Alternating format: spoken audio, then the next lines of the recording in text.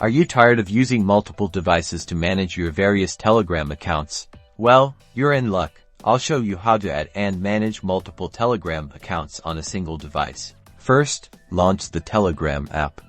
Notice the 3 horizontal lines in the top left corner. Tap it. This opens the sidebar menu. Now, locate your profile area at the top and tap on it.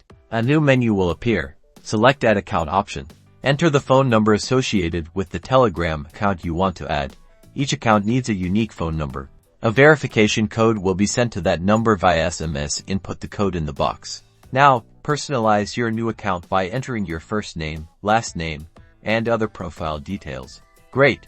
You've successfully added another Telegram account. Access your new accounts by pressing the arrow by your profile picture and selecting your desired account. Repeat these steps to add additional accounts, but keep in mind each account requires a unique phone number. That's all. Now you can efficiently manage all your Telegram accounts on one device. If this was useful, please like and subscribe.